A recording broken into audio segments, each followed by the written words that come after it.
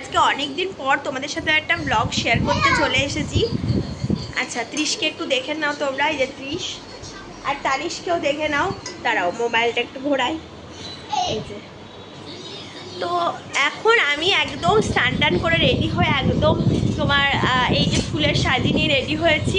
তো আমার বাগান থেকে আজকে ফুল নেব, বাগানে কি কি ফুল হয়েছে সেগুলোই কালেক্ট করবো। তো চলো দেখাই কি কি ফুল হয়েছে। আজকে তো ভীষণ ভালো লেগেছে, মানে আমাকে মনে হচ্ছে আজকে আর বাইরের ফুলে পুজোই করতে হবে না, মানে কেনা আছে ফুল, সেই ফুলতে পুজো করার প্রয়োজনই নেই। তো চলো কি কি ফুল ফুটেছে আগে তোমাদের সাথে সেটাই শেয়ার করবো আজকে। বাগান করা আমার কাছে খুবই একটা প্রিয় একটা হ্যাবিট বলতে পারো তোমরা। তো আমার সব কাজের মধ্যে সবচেয়ে প্রিয় কাজ হচ্ছে বাগান করা। তো আমার তো সেরকমভাবে জায়গা নেই, যেটুকু জায়গা আমার দুটো ব্যালকনি, একটা কিচেন ব্যালকনি। এই যে কিচেন ব্যালকনিতে আমি অপরাজিতা গাছ লাগিয়েছি, আর এই আর একটা ব্যালকনি যেখানে আমি কিছু পছন্দসই সিলেক্টেড কিছু গাছপালা লাগিয়েছি। তার মধ্যে জবা গাছ, এই যে সাদা জবার গাছটা প্রত্যেক দিনই প্রায় ভোরে ভোরে ফুল দেয়, তো সেই গাছ থেকেই ফুল নিয়ে নিচ্ছি। এত সুন্দর এই মানে সকালে লাগে, যখনই সকালে এসে এরকম ফুল গাছে কাছে যাই না, তখন মনটা জাস্ট ভরে যায়। আর পছন্দসই কিছু কিছু ফুলই আমি এখানে রেখেছি, যাতে করে আমার ছোট ব্যালকনিতে কোনো রকম অসুবিধে না হয়। যে সিলেক্টেড ফুলগুলো রেখেছি বেশিরভাগই হচ্ছে আমার ফুল মানে ঠাকুর ঘরে লাগে, আর কিছু সাজানোর জন্য, যেমন বাগান বিলাস একটা আছে।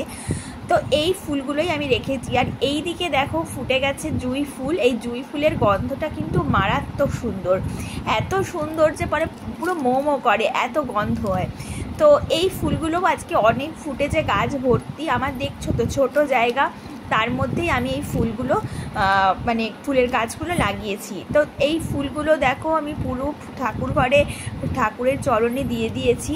তো নিজের ফুল গাছ থেকে ফুল নিয়ে পুজো করতে কারই না ভালো লাগে। একটা ফুলও কিন্তু আজকে কেনা ফুল নয় আর কি, সব ফুলই আমার বাগানের।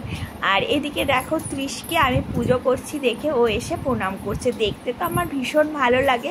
ও যখন এরকম ছোট ছোট কাজগুলো করে বড়দের দেখে দেখে, সেই কাজগুলো আমি খুব মন দিয়ে দেখি আর মাঝে মাঝে ভিডিও করি।